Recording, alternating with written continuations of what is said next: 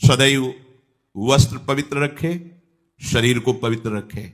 ये पशुओं जैसा आचरण करने वाले भजन नहीं कर सकते। ये जो कहते हैं ना भजन में मन नहीं लगता, पवित्रता चाहिए। अब ऐसे पशु की तरह शौच हो लिए, उठे चल दिए, ऐसे नहीं। पवित्रता, शौचाचार का निर्वाह कीजिए। लघुशंका भी जाइए तो जल लेकर जाइए। इंद्री का प्रक्षालन, फिर हाथ का प्रक्षालन, फिर 3 बार आचमन, राधा वल्लभ श्री हरिवंश, राधा वल्लभ श्री हरिवंश, जैसे शास्त्रीय विधान में केशवाय नमः, नारायणाय नमः, माधवाय। पवित्र रहिए। देखो भजन कैसे नहीं होता। मिट्टी जल आदि से बाह्य शरीर की पवित्रता और छल कपट के त्याग से भीतर की पवित्रता बढ़ती है। गुरु से कपट, यह सर्वनाश का लक्षण है।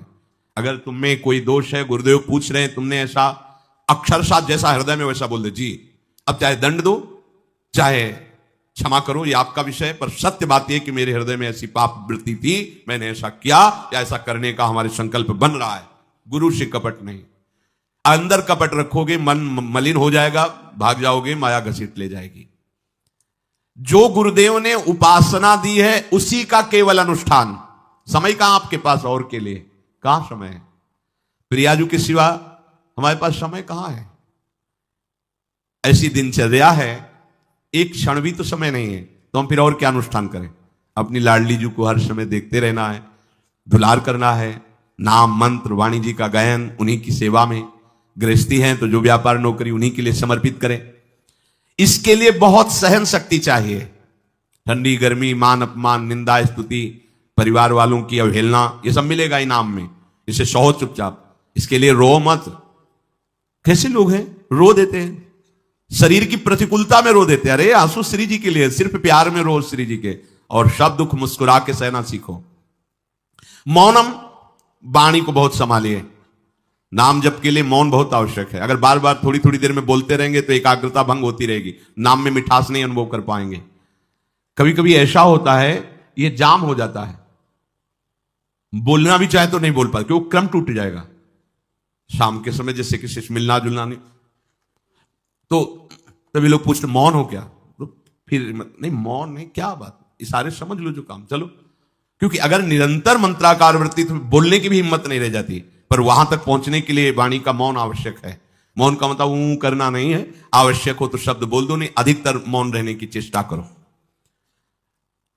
जो आपको मार्ग मिला है, कई बार वर्णन किया है कि सत्संग में जो शब्द आपको लगते हैं तो डायरी में लिखना चाहिए, या याद कर लो, बाद में लिख लेना जाके। और अपने लिखे हुए सत्संग के वचनों को रोज स्वाध्याय करना चाहिए। अमुक तारीख के सत्संग में ये पॉइंट, और उनको बार बार, ऐसा नहीं कि आपको ही कह रहे हैं, जहां जहां संत मिले, जो जो बोले, उनके सामने तो लिखा पड़ी नहीं, पीछे हट के लिखना। 2 डायरी हैं, एक सन्यास की है, एक वैष्णव मार्ग, दोनों को, गुरुजनों की, महापुरुषों की वाणी को एकदम एकाग्रता से सुनाओ। जब अलग हटे तो सबसे पहला काम, इस तारीख को इस महापुरुष ने ये शब्द बोला, और उन्हीं का बार बार स्वाध्याय करना। क्योंकि सब शास्त्रों में कहां दौड़े घूमेंगे, महापुरुष जन सब शास्त्रों का सार बोलते, उसे लिख लिया। सरलता, आपका जीवन सरल होना चाहिए। छल कपट द्वंद, मुख में कुछ और, हृदय में कुछ और, आचरण में कुछ और, यह दुष्ट पुरुष का लक्षण है। उपासक का, शिष्य का लक्षण नहीं है। दुष्टता का त्याग करो। हृदय में कुछ और चल रहा है, वाणी से कुछ और बोल रहे हो, आचरण में कुछ और है, यह दुष्ट पुरुष का लक्षण है। साधु पुरुष का जो वाणी में वही, हृदय में वही, आचरण में है, तीनों की मिलान है, वही साधु है, वही उपासक है, वही भक्त है, जिसकी तीनों एक हो। वाणी से जो बोला वही हृदय में है, जो हृदय में वही आचरण में है। यहां वाणी से कुछ बोल रहे, हृदय में कुछ चल रहा है, आचरण कुछ और बता रहे, यह ठीक नहीं। सरलता का तात्पर्य है मन, वचन और कर्म, ये तीनों एक होने चाहिए। अहिंसा, वाणी से, शरीर से किसी को भी कष्ट ना पहुंचे, ऐसी अंदर धारणा रखो। वो अपने संकल्प विकल्प करके कष्ट भोगे, उसकी बात, हमारे द्वारा किसी को कष्ट ना पहुंचे, ये हमारी धारणा हो। सर्दी गर्मी, सुख दुख आदि, द्वंद्व हर्ष विषाद आदि जो है, इनको सहना सीखो। भगवान भी आदेश करते हैं, मात्रा स्पर्शास्तु कौन्तेय शीतोष्ण सुख दुखदा आगमापायनो अनित्यास्तास्तितिक्षस्व भारत। जो इनको सह जाता है वही परम पदवी को प्राप्त होता है। थोड़ी सी गर्मी यहां, थोड़ी सी सर्दी यहां, पूरे जीवन गर्मी। पैर की त्वचा ऐसी हो गई थी कि बंबूल का कांटा टूट जाता था, घुसता नहीं था। जीवन में कभी पादुका ही नहीं, तो चमड़ी इतनी मोटी हो गई थी पैरों की। सर्दी गर्मी जैसा आप इसको, आप देखो, यहां आप कौन सा स्वेटर पहनते हैं? जीवन में कभी नहीं। सर्दी में क्या होता है, यहां ये त्वचा नहीं क्या, हमें तो लगता है काफी सुकोमल अन्य अंगों से यहां की त्वचा है, कपोल, नासिका, नेत्र आदि। यहां क्या पहनते हो सर्दी में, क्या बिगड़ जाता है? क्योंकि अभ्यास है, गर्भ के बाद निकलने के बाद यहां कुछ ढका ही नहीं, यहां कुछ नहीं ढका तो पूरे जीवन ढकने की जरूरत नहीं, और अगर पूरे अंगों में न ढका होता तो पूरे जीवन ढकने की जरूरत नहीं। जो जंगल में दिगंबर महापुरुष रहते थे गंगा के किनारे कितने, तो उनको क्योंकि अभ्यास, और हमने अभ्यास किया कपड़े लत्ते का, तो अभ्यास हमने अभ्यास किया, एसी रूम का अभ्यास किया, गीजर से नहाने का वो अभ्यास किया, तीनों काल गंगा स्नान वो अभ्यास, कुछ फर्क नहीं पड़ा इस जड़ शरीर में। इसको जैसे रखो, तो सहने का अभ्यास, यदि माया से मुक्त होना है तो सहने का अभ्यास रखो। ये जरा में ओह बहुत गर्मी, ये नहीं उपासक, गर्मी है ठीक है, शरीर का धर्म है, तो इंद्री में ताप लग रहा है ठीक है, राधा राधा राधा। आप कहोगे प्रवचन करने से नहीं होता, कभी बिजली नहीं रखी ईद दाम में, कटवा के रखे थे? बिल्कुल नहीं, जितनी देर होश रहा आंख का हाथ से पंखा कर लिया, नहीं तो बस राधा राधा राधा, जो मिला मांग के खाया, कुछ आसन पे लेट। प्रवचन ही केवल नहीं रहे, अब तो जैसे जोई जोई प्यारो करे सोई मुई भावे, नहीं, जानबूझ करके अपने शरीर को अधीन नहीं करना चाहिए। सुविधाओं की अधीनता, तुम भोगता नहीं, सुविधाएं तुम्हें भोग रही हैं। जितना तुम सुविधा भोगी बन जाओगे उतना तुम कमजोर हो जाओगे। सीधे प्रकृति का वार सहो, तुम महात्मा सुदृढ़ बलवान हो जाओगे, तुम्हारे आगे समर्थ शब्द लग जाएगा। जो प्रकृति के और विकारों के वेगों को सीधे सहता है उसे महात्मा कहते हैं। समहात्मा सुदुर्लभा यम ही न व्यत्यंते पुरुषम पुरुषर्षभ सुख दुख समा। जिसका सुख दुख समान भाव, किसी भी वेग की व्यथा से हृदय व्याकुल नहीं होता, वो भगवान को प्राप्त करने का अधिकार प्राप्त कर लेता है। इसलिए सहनशीलता। सर्वत्रात्मनेश्वरान वीक्षाम कैवल्य मनिकेतताम विवक्त चीर वसनम संतोषम एन केनचित। ये ध्यान रखो कि तुम कभी प्रभु से अलग नहीं हो। सर्वत्र भगवान हैं तो यहां भी हैं, सब समय में हैं तो इस समय में भी हैं, सब में हैं तो हम में भी हैं, सबके हैं तो हमारे भी हैं। हम कभी भी प्रभु से बिलग नहीं हूं। एकांत सेवन तुम्हारा स्वभाव बन जाना चाहिए, चाहे जो हो। थोड़े समय के लिए तो एकांत बैठो। एकांत मिला तो मोबाइल का संग कर लिया, एकांत मिला तो मित्र बना लिए, बैठ के प्रपंच वार्ता कर रहे हो, नहीं। अगर भगवत प्राप्ति करनी, माया मुक्त होना है तो एकांत एकांत ही होना चाहिए। भले 100 लोग हैं, हमारा किसी से कोई संबंध नहीं, और हम बैठे हैं अपने आराध्य देव के चिंतन में, हम एकांत हैं। और गुफा में बैठे हैं, शरीर एकांत है, मन से चिंतन संसार का हो रहा है, प्रपंच में है, एकांत में नहीं है। एकांत शब्द का अर्थ समझना चाहिए। हम एकांत को सीधे गुफा या कहीं एकांत, ऐसे एकांत का अर्थ है एक के सिवा दूसरा कोई नहीं, अर्थात एकमात्र भगवत चिंतन में डूबा हुआ उपासक। बाजार में बैठा हुआ भी एकांत है, सभा में बैठा हुआ एकांत है, और प्रपंच का चिंतन करने वाला बंद कमरे में भी प्रपंची है, गुफा में भी प्रपंची है। जहां आप रह रहे हो उसे ये मेरा घर है ऐसी भावना का त्याग कर दे। अनिकेत ये भगवान का दिया हुआ वास स्थान है। कुछ समय के लिए इसमें शरीर निर्वाह कर रहे हैं, ये भी छूटेगा और ये भी छूटेगा। जैसे स्टेशन में बैठा आदमी आराम से, पर वो बैठा इंतजार कर रहा है कि कब हमारी गाड़ी आवे और उस पर हम यात्रा करें। बस ऐसा ही कुछ स्टेशन जैसा विश्राम है, कब मृत्यु आवे, शरीर छूटे, हम प्रिया प्रीतम को प्राप्त हो। ये न मेरा था, न मेरा है, न मेरा रहेगा। ये न मेरा था, न मेरा है, न मेरा रहेगा। गृहस्थ हो तो पवित्र वस्त्र पहने, और त्यागी हो तो जैसे मिल जाए भगवत कृपा से वैसे वस्त्र पहने। प्रारब्ध के अनुसार तुम्हें जैसी व्यवस्था मिली उसमें संतोष करना सीखो, मांग मत रखो। प्रभु की प्राप्ति के लिए खास बात ध्यान रखनी है, अपनी उपासना में दृढ़ श्रद्धा रखो और सर्वश्रेष्ठ भाव रखो, पर दूसरे किसी की भी निंदा ना करो। अगर किसी की भी निंदा करोगे तो फिर माया तुम्हें मुक्त होने नहीं देगी। मन को, वाणी को, शरीर को संयम में रखो, अर्थात भगवत भजन, भगवत वार्ता और मौन। मन का संकल्प विकल्प रहित होना, विषयों का चिंतन न करना, प्रभु के रूप का, नाम का, धाम का, लीलाओं का चिंतन करना। शरीर का शास्त्र संयम से वर्ताव करना। अब माया मुक्त होते चले जाओगे। इनमें किसी में भी त्रुटि ना हो, सावधानी रखो। अपनी इंद्रियों को सावधान रखो, किसी के दोष न देखने पावे, कोई गलत चेष्टा देखेंगे तो ये भी गलत करने के लिए तैयार हो जाएंगी।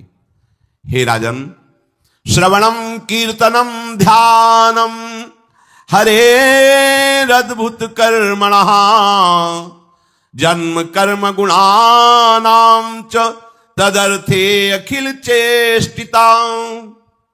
श्री भगवान के बड़े अवतार हुए हैं, बड़ी अद्भुत अद्भुत लीलाएं हैं। प्रभु का प्रकट होना, लीला करना, दिव्य गुणों का वर्णन, यदि आप इनको गाएंगे लीलाओं को और श्रवण करेंगे तो मोह की बात क्या, महामोह का भंजन हो जाएगा। बड़ी सामर्थ्य भगवान के चरित्रों की, महिमा बड़ी है। अगर इनको आप सुनेंगे, बार बार सुनेंगे, तो आपको और कोई साधन करने नहीं पड़ेंगे, अपने आप सब साधन प्रकाशित हो जाएंगे। जहां कहीं कभी भी किसी का उद्धार की बात आई है तो भगवत चरित्र सुनने से ही आई है। शरणागति श्रवण से ही प्रारंभ होती है, भक्ति भी श्रवण से ही प्रारंभ होती है, पूर्णता भी श्रवण से ही होती है। श्रवण सुजस सुनी आयवं, और श्रवणम कीर्तनम स्मरणम, पहला श्रवण। खूब भगवत चर्चा सुनने का स्वभाव बना लेना चाहिए।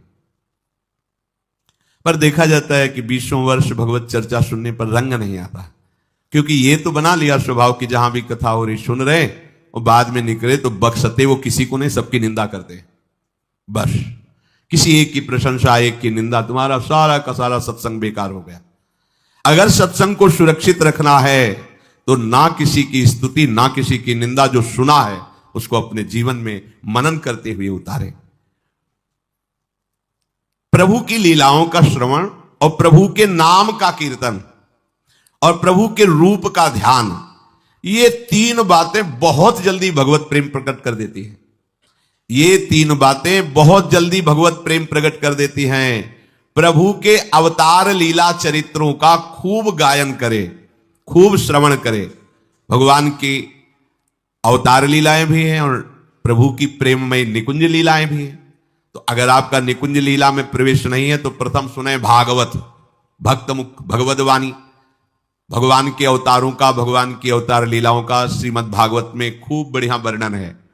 पढ़ो, सुनो, क्या होगा इससे? मोह का नाश हो जाएगा।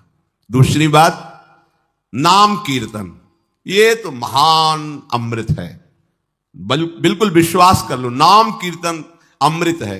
ताली बजा के, मंजीरा बजा के, ढोल बजा करके, नाच करके, जैसे बने, अकेले 4 लोग जैसे बने, नाम संकीर्तनम यस्य सर्व पाप प्रणाशनम।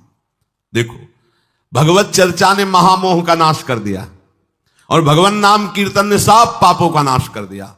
नाम संकीर्तनम यस्य सर्व पाप, सर्व पीछे बीच में जो भी जमा संचित कृप सब को भस्म करने की सामर्थ्य नाम कीर्तन। ये जो राधा राधा आप बोलते हैं, बहुत अमृत है, बहुत अमृत। और प्रभु के रूप का ध्यान, ये तीन बातें बहुत जल्दी माया मुक्त कर देंगे, आपको भगवत प्राप्ति करा देंगे।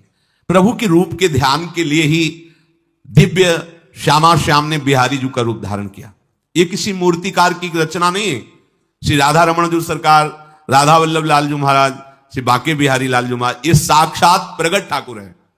प्रिया प्रीतम हमारी दृष्टि में सामर्थ्य नहीं कि देख सके, वो तो हरिवंश नेत्रों से देखे जाते हैं। निकष कुंज ठाड़े भये भुजा परस्पर अंश, श्री राधा वल्लभ मुख कमल निरख नयन हरिवंश। हरिवंश नेत्र प्रकट हो जाएंगे, आश्रित जन हो, चिंता की बात नहीं। पर ये जो रूप प्रकट है, इसके ध्यान में तो तुम्हें कोई श्रम नहीं करना। बिहारी जी महाराज, राधा वल्लभ जी महाराज, राधा रमण जी महाराज, भर नेत्र देखो और अपने नेत्र के कैमरा से खींच लो फोटो।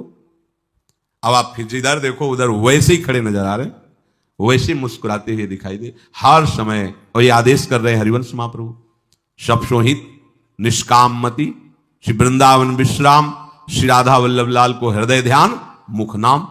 राधा वल्लभ लाल का ध्यान करो और राधा वल्लभ श्री हरिवंश बोलो तो तुम्हारी मति निष्काम हो जाएगी, तुम्हें अखंड वृंदावन वास मिल जाएगा। प्यारे जी तुम्हें प्यारे लगने लगेंगे। ये तीन बातें आपको निश्चित भगवत प्राप्ति करा देंगे। इष्टम दत्तम तपोजप्तम व्रतम यच्चात्मनः प्रियम, दारान श्रुतान गृहान प्राणान यत् परस्मै निवेदनम। जो भी तुम्हारे द्वारा यज्ञ दान तप अथवा जप सदाचार, ये सब प्रभु को अर्पित कर दो, अविनाशी हो जाएगा। प्रभु को अर्पित कर दो जो भी तुम्हारे द्वारा होता है। हे प्रियालाल, आपकी प्रसन्नता के लिए। फिर दोबारा कह रहे हैं, स्त्री पुत्र घर जीवन और अपने प्राणों का मोह त्याग करके, प्राणों का मोह त्याग कर। यहां पूरा समाज वैसे ही सब बैठा है हृदय में। देखो, जिस मार्ग में चलना उसे समझो। अंदर से केवल प्रिया प्रीतम में ही हमारी अहमता ममता होनी चाहिए। प्रभु सच्चिदानंद श्री कृष्ण चंद्र को अपना प्राण प्रीतम मानने के लिए ये जितनी जगह आप अपनापन किए हैं समेटना पड़ेगा। सबकी ममता ताग बटोरी, मम पद मन ही बांध बरडोरी। लाडली लाल के लाडले तो कोई बिरले दिखाई देते हैं, प्रिया प्रीतम के जन तो कोई बिरले दिखाई देते हैं। नहीं धन बल, परिवार बल, बुद्धि बल वही घसर करके चले जाते हैं। अरे यहां तप बल भी काम नहीं करता, और बल तो जाने दो। यहां हारे को हरे नाम, हार गए, गले पड़ गए। गले पड़ जाओ, बढ़िया इसी जन्म में कल्याण हो जाएगा। गले पड़ जाने का मतलब, जैसे कोई गले पड़ रहा हो तो उसका मतलब समझते हो, मारो पीटो गाली दो भगाओ। नहीं भागे, वो गले पड़ गए। बोले आप क्या करें, गले ही पड़ गए, आप क्या करें। ऐसे पूज्य श्री स्वामी राम सुखदास जी महाराज कहते, श्री कृष्ण के गले पड़ जाओ भैया, इसी जन्म में तुम्हारा कल्याण हो। भगवान के गले पड़ जाओ। गले आप तो जैसे भी हैं, आपके हैं, तो हमको बल्ला मचा कहेंगे कि राधा वल्लभ लाल के हैं, तुम्हें अपनी इज्जत बचा ली तो सुधार लो हमें, समझ गए। यह गले पड़ला, हाँ कहावत, लंबा तिलक लगाएंगे और जय राधा वल्लभ लाल की बोलेंगे। और आपके लायक तो हम हैं नहीं। अब आपको अपने लायक बनाना कि आपका दास कैसा होता है, तो आपको बनाने के लिए कोई मशीन की जरूरत नहीं, आप ऐसे बना दोगे, बना देना।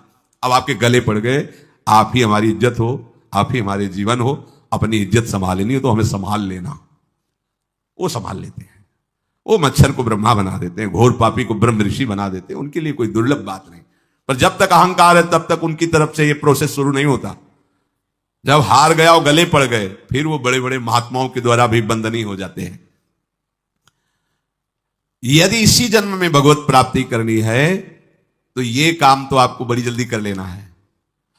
जहां जहां हमारी ममता है उसे प्रभु के चरणों में लगानी ही पड़ेगी। चूक करोगे, वही ममता की डोर मन को घसीट लेगी और अगले जन्म का विधान बना देगी। यदि आपको इसी जन्म में भगवत प्राप्ति करनी है तो सबकी ममता ताग बटोरी, मम पद मन ही बांध बरडोरी। एवं कृष्णात्मनाथेषु मनुष्येषु च सौहृदम परिचर्याम चोभयत्र महत्सु नृषु साधुषु। और ये सब सहजता पूर्वक तब हो जाएगा जब किसी संत महापुरुष का आश्रय ले लोगे। जिन संत महापुरुषों ने अपने समर्पण के प्रभाव से, भजन के प्रभाव से सच्चिदानंद भगवान श्री कृष्ण को अपनी आत्मा के रूप में साक्षात्कार कर लिया है, यदि उनसे प्रेम हो जाए, संतों से प्रेम होना संतों से बड़ा कठिन है। अभी कोई मुस्कुरा के तुमसे कह दे कि कई दिनों से हम तुम्हें देख रहे थे या देख रही थी, बस तुम्हारे मन को कोई निग्रह विग्रह करने की जरूरत नहीं, घसीट जाएगा। वो बड़े भाग्यशाली हैं जिन्होंने संतों से प्रेम किया। यहां कह रहे हैं ये जितनी बातें बताई गई, दया, तितिक्षा, मौन, मनोनिग्रह, इंद्रिय निग्रह, परिवार की ममता का त्याग, भगवान से अपनापन, भागवत धर्म का प्रादुर्भाव होना, ये एक साथ सब हो जाएंगे। केवल तुम्हें गुरु चरणों से प्रेम हो जाए, संत चरणों से प्रेम हो जाए, क्योंकि उन्होंने सच्चिदानंद स्वरूप भगवान कृष्ण को अपने प्रेम बल से अधीन कर लिया है। यदि परोपकारी संत जनों से हमारी प्रीति हो जाए तो हमारा स्वभाव बदल जाएगा। संतों से प्रीति है, ये तुम्हारे स्वभाव से परिचय मिलेगा। क्या? परस्परानुकथनम पावनम भगवद्यशः मिथो रतिर्मितस्तुष्टिर निवृत्तिर्मिथयात्मनः। जब संतों से प्रेम हो जाता है तो स्वभाव बन जाता है क्या? भगवत चर्चा करने का। अपने लोग जब नई अवस्था में तो भिक्षा के लिए चले और आगे संत मिल गए, 2-2, 3-3 घंटे धूप में खड़े भगवत चर्चा हुई। नीचे धूल जल रही, ऊपर से सूर्य ताप है और खड़े 2-2, 3-3 घंटे चर्चा हो। शाम की किसी बात पर छिड़ गई तो ये शास्त्र 12-1 रात्रि के बज रहे, वो प्रसंग पूरा और उसका निर्णय, रात दिन उसी की चर्चा। स्वभाव बदल जाएगा, कुछ और अच्छा नहीं लगेगा। परस्परानुकथनम पावनम भगवद्यशः, परम पवित्र करने वाले भगवान की बातें वो परस्पर करने लगते हैं। यदि संतों से प्रेम नहीं तो जहां दो मिलेंगे वहां संसार की वार्ता होगी। संत प्रेमी जब मिलेगा तो भगवत चर्चा होगी। ये पहचान है परस्परानुकथनम पावनम भगवत दशा। आपस में इकट्ठे होकर नाम कीर्तन करना, भगवत चर्चा करना। पर मिथोरतिर जो प्रपंची लोग हैं उनसे उनका संबंध नहीं होता। मिथस्तुष्टि जो भोगी लोग भोगों में सुख प्राप्त करते हैं, उपासकों को उसमें नहीं। जब भगवत चर्चा होती तो ऐसी तृप्ति होती, 1 घंटा चर्चा हुई, आनंद मगन हो गए, आहा आज हमें प्रभु का यश सुनने को मिला, आज भगवत भक्त का संग, हृदय पावन होने लगता है। आध्यात्मिक शांति का अनुभव उन्हीं उपासकों को होता है जो प्रपंच वार्ता न करके परस्परानुकथनम पावनम भगवत दिशा स्मरन्तः स्मारयन्तश्च मिथौघौघहरं हरिं भक्त्या संजातया भक्त्या बिभ्रत्युत्पुलकाम तनुम। अब वो जो संत प्रेमी उपासकों ने ये व्रत ले लिया कि प्रपंच चर्चा नहीं करेंगे, केवल भगवत चर्चा करेंगे, तो अब क्या हुआ? बोले राशि राशि पापों का नाश हो गया उनके। आहा, वो ऐसे श्री कृष्ण स्मरण में रम गए, दूसरों को श्री कृष्ण स्मरण कराना, स्वयं स्मरण में रमना। अब उनके हृदय में प्रभु से प्रेम का उदय हो गया। अब उनके हृदय में जब प्रेम उदय हुआ तो क्वचित रुदन्त्यच्युत चिंतया क्वचित दशंति नंदन्ति वदन्त्यलौकिकाः नृत्यन्ति गायत्यनुशीलयन्त्यजम् भवन्ति तूष्णीं परमेत्य निर्वृताः। उनके हृदय की विलक्षण दशा होने लगी। वो कभी ऐसी घोर चिंता में डूब गए कि इतना समय हो गया, अभी प्रियाजू का दर्शन नहीं हुआ, प्रियाजू हमसे बात नहीं किए। चिल्ला चिल्ला के रोना शुरू, शुद्ध नहीं मैं कौन हूं, कहां बैठा हूं, ऐसे ये प्रेम उदय हुआ। अब वो चिल्ला चिल्ला के रोना शुरू कर दी। हाय मैं किसके पास जाऊं, किससे पूछूं, कौन मुझे प्रियालाल से मिलाए, बस तड़पना शुरू। सोचते सोचते ऐसा रोना, बेशुद्ध स्थिति। उसी में देखते हैं अरे प्रियालाल तो गलबैया दिए हुए जा रहे हैं। बस ऐसा स्फुरण हुआ कि वो आनंद मगन हो गए, एकदम मन प्रसन्न, तन प्रसन्न। अभी शोकित थे, अभी आनंदित हो गए। और वो इतने आनंद मगन हुए कि लोकातीत होकर बात करने लगे प्रियाजी से।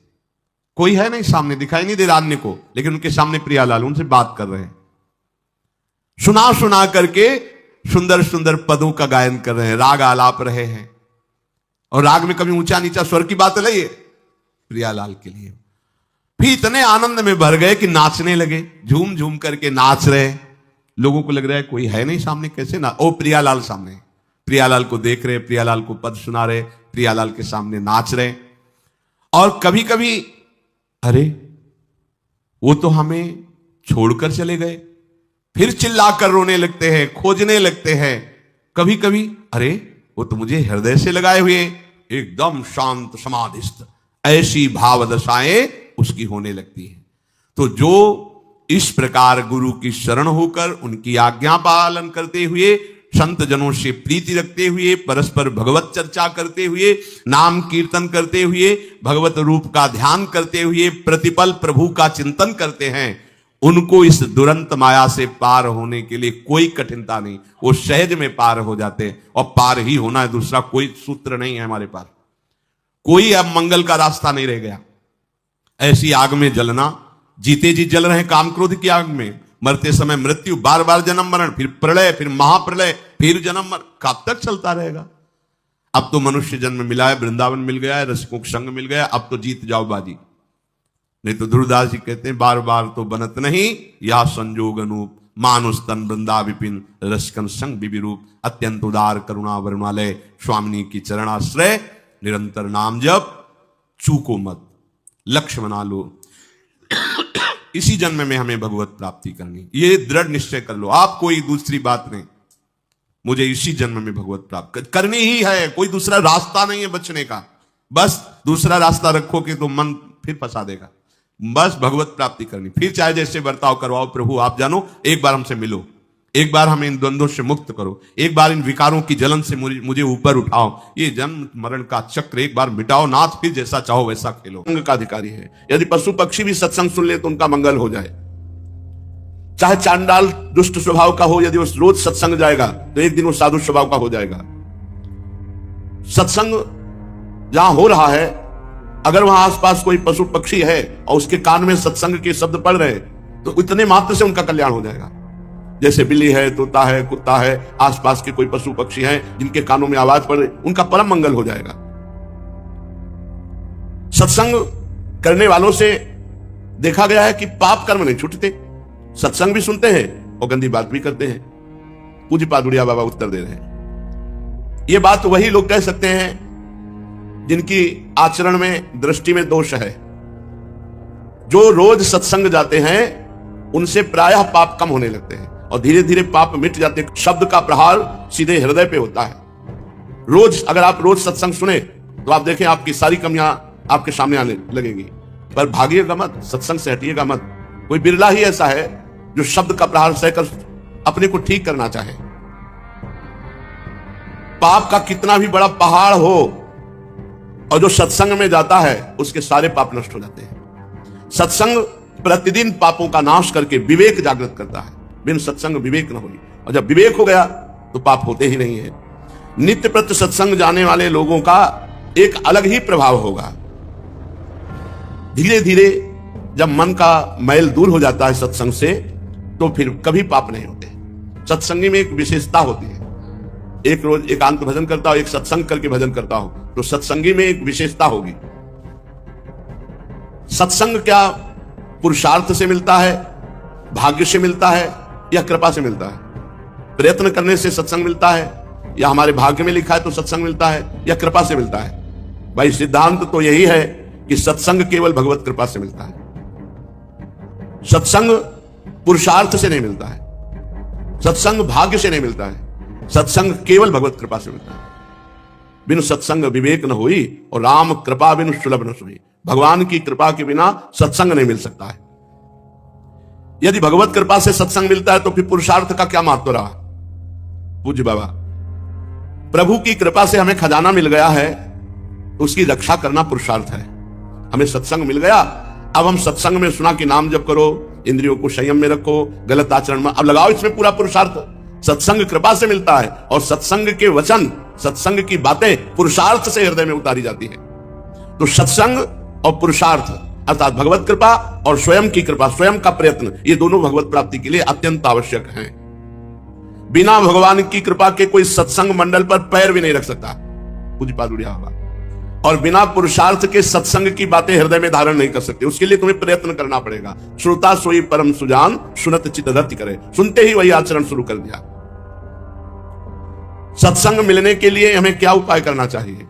बस एकमात्र भगवान से रो रो कर प्रार्थना करनी चाहिए कि मुझे भगवत प्रेमी महात्मा का संग प्राप्त हो जाए। महाराज जी, संतों में अनुराग नहीं होता, क्या यह भी भगवान की कृपा से ही होता है? अनुराग तो भगवान की ही कृपा से होता है। पर जैसे लोहा चुंबक की सीमा के अंतर्गत आ जाए तो चुंबक घसीट लेगा, और सीमा के बाहर है तो फिर घसीट नहीं पाएगा। ऐसे ही जब कोई संत शरण की लालसा प्रकट करता है तो मानो सीमा में आ गया, फिर कोई ना कोई महापुरुष उसे घसीट लेंगे। लोहे का चुंबक घसीटने वाला स्वर्ण को नहीं घसीट सकता। अर्थात अगर आप भगवान से प्रार्थना नहीं करते तो आपकी ऐसी सामर्थ्य नहीं कि किसी महापुरुष का आकर्षण कर सके। महापुरुष की सामर्थ्य कि आपका आकर्षण कर सकते हैं। इसीलिए प्रधान बात हुई सत्संग की, भगवान की कृपा। प्रार्थना करना चाहिए कि मुझे सत्संग मिले। सही मानो हम कह रहे हैं इसलिए नहीं।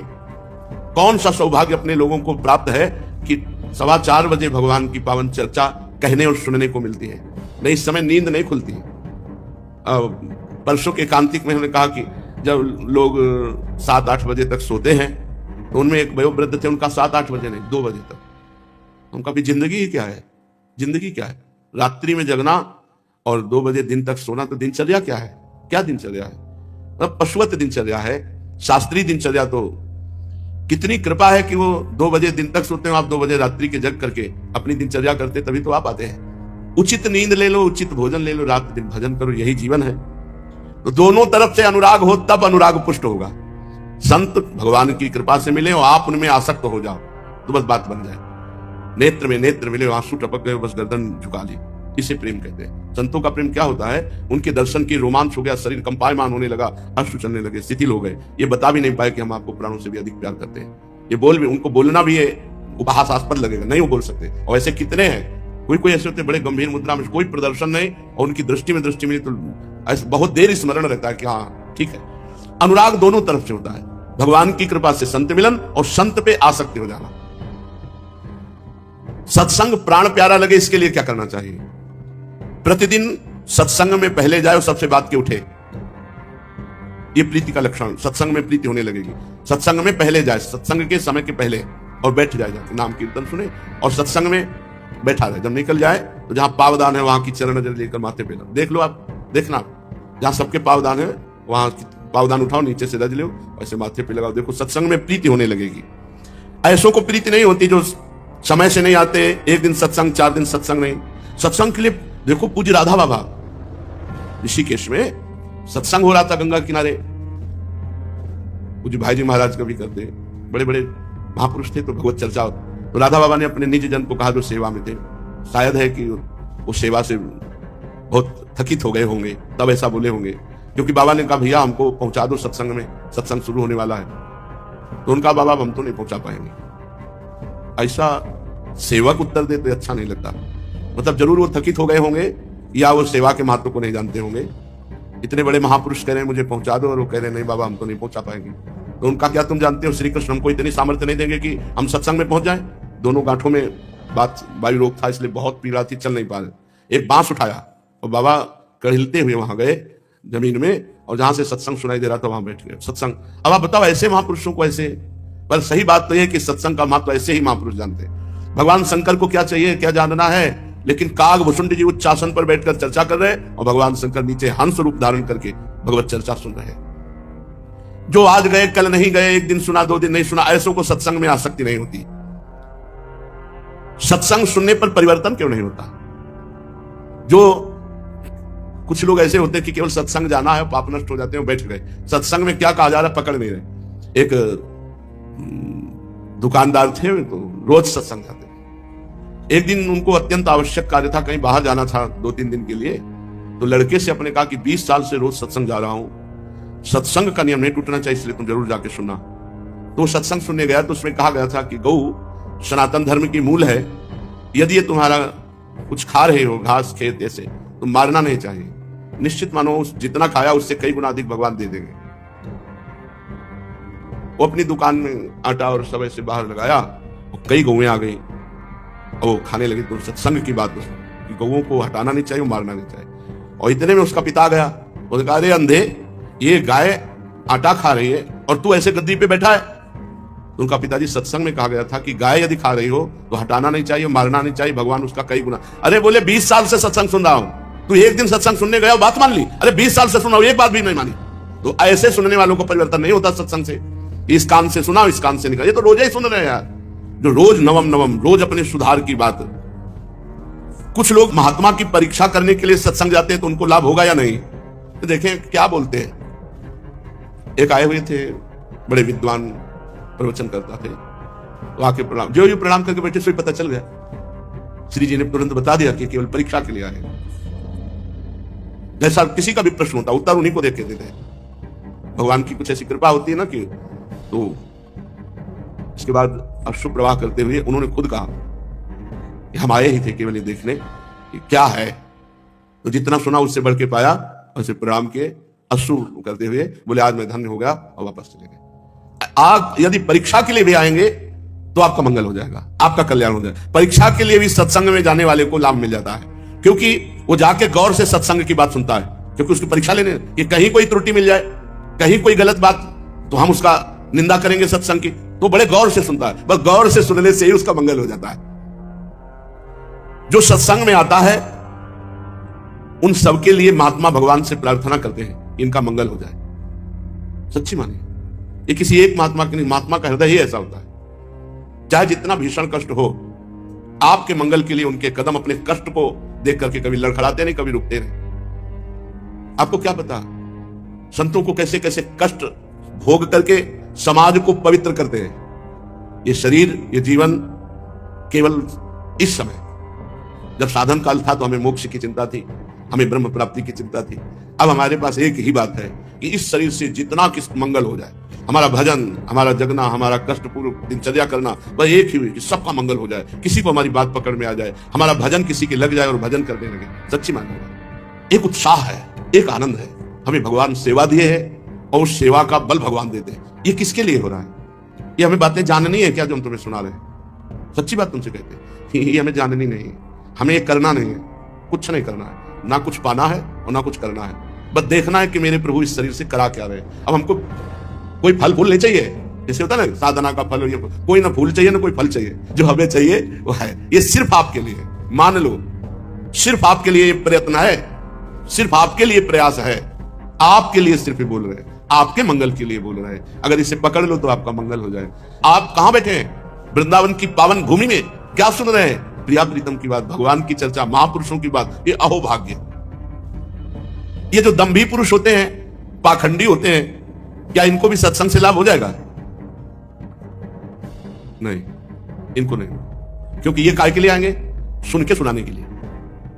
इनका उद्देश्य अपने में कोई परिवर्तन, जो दंभी है, जो पाखंडी है, उसको अपने परिवर्तन की बात नहीं, उसको है कि ये बात पकड़ करके हम दूसरी जगह सुना दें, फिर वो सुनी सुनाई बात।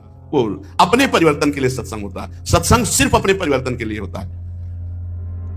ये जो दंभ पाखंड के दोष में होते हैं, ये अपना दंभ पाखंड छोड़ना नहीं चाहते हैं, इसीलिए सत्संग में इनका लाभ ले लेना बड़ा कठिन। अगर ये छोड़ना स्वीकार करें तो लाभ मिल सकता है, लेकिन दंभी और पाखंडी, पूज्य भाई जी महाराज ने कहा, दंभी और पाखंडी का बहुत बुरी तरह नाश होता है, बहुत बुरी तरह नाश होता है। इसलिए दंभ पाखंड तो बहुत, दंभ का जो है नहीं उसको दिखावा करना, पाखंड जो है नहीं वो ऐसे नौटंकी नाटक करना, ये बिल्कुल खतरनाक है। जैसे हो वैसे रहो और सत्संग सुनो तो मंगल हो जाएगा। सत्संग किनका करना चाहिए, किनका सुनना चाहिए? जो पुरुष भगवान के गुणानुवाद के सिवा और कुछ नहीं बोलता, जो स्वयं में कामी नहीं है, क्रोधी नहीं है, लोभी नहीं है, दंभी नहीं है, पाखंडी नहीं है। मेरा विचार है कि ऐसे महापुरुष का संग करना चाहिए। फिर एक और बात बता दे, मिठाई की दुकान वाले में जब हम जाते हैं तो ये नहीं पूछते कि तुम मिठाई खाते हो कि नहीं, हमें पसंद आई हमने ले लिया। तो दो प्रकार से सत्संग सुना जाता, एक ऐसे महापुरुष का सत्संग जो केवल भगवान में आसक्त चित्त है, काम तो इसी से बनेगा।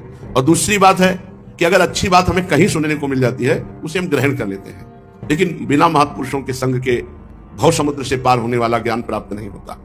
अतएव साधक को चाहिए कि कोशिश करे, भगवान से प्रार्थना करे कि सर्व सद्गुण संपन्न भगवान के भक्त का संग मिले, उसी से लाभ होता है। नहीं तो दोषों की वृद्धि हो जाती है, दोषों की वृद्धि, ये भी बड़ी बात। दूसरे की निंदा, दूसरे का उपहास, ऐसे बहुत सी बातें हैं और स्वयं में वो सब है नहीं, तो सत्संग में बैठने पर वो लाभ नहीं मिल पाता, वो बात नहीं बन पाती, वो अंदर वैराग्य की भावना नहीं आ पाती है। क्या बाबा कोई ऐसा साधन सर्वोत्तम सुलभ है जो सत्संग से बढ़कर के हो? नहीं भाई, सब शास्त्रों का और साधनों का सर्वोच्च मूल कारण सत्संग है। सत्संग बीज है और सब साधनाएं शाखा प्रशाखा हैं। अगर सत्संग मिला तो सब साधन अपने आप आ जाएंगे। बाबा यदि सत्संग ना मिले तो क्या करें? तो मैंने तो यही विचार किया कि फिर सत्य शास्त्रों का खूब स्वाध्याय करना चाहिए। बाबा आप बता सकते हैं कौन से सत्य शास्त्रों का स्वाध्याय करना चाहिए? अगर ज्ञान मार्ग में जानना हो तो वेदांत उपनिषद का, योग वासिष्ठ का। अगर भक्ति योग में जाना हो तो गीता जी, रामायण जी और भागवत जी और विनय पत्रिका जी। बाबा कह रहे हैं मेरे विचार से इन्हीं सदग्रंथों का पाठ करना चाहिए। ज्ञान मार्गी हो तो वेदांत उपनिषद, भक्ति मार्गी हो तो गीता जी, रामायण जी, भागवत जी, विनय पत्रिका जी। और भगवान की कृपा से ये आपको सुनने को मिलती है। बाबा एक आदमी सत्शास्त्र का स्वाध्याय करता है, एक सत्संग करता है, तो लाभ किसको अधिक प्राप्त होगा? सत्संगी, सत्संगी को लाभ अधिक प्राप्त होगा, क्योंकि उसमें महापुरुषों के वचन अनुभूत होते हैं। शास्त्र में हम पकड़ पाए कि ना पकड़, शास्त्रों के वाक्यों को पकड़ पाना बड़ा कठिन है। सत्संग में सुलझे हुए सार बातें वो आपको सुनने को मिल जाती है। चलते हैं श्रीमद् भागवत महापुराण। जैसे पूरा भोजन पाना हो ना, थोड़ी चटनी भी चाहिए, थोड़ी सब्जी भी चाहिए, तो हर चीज तो हम दे रहे हैं। वृंदावन महिमामृत महापुरुषों के वचन, और अब भरपूर भोजन पाओ, भगवान की लीला कथा। वेणु गीत आज है, बड़ा मंगलमय, श्रवण मात्र से भगवान के चरणों का प्रेम प्रदान करने वाला। इसी वेणु गीत के एक श्लोक ने श्री सुखदेव जी को ब्रह्म चिंतन से हटाकर श्री कृष्ण चिंतन में लगा दिया। बरहा पीडम नटवर बपू, ये इसी वेणु गीत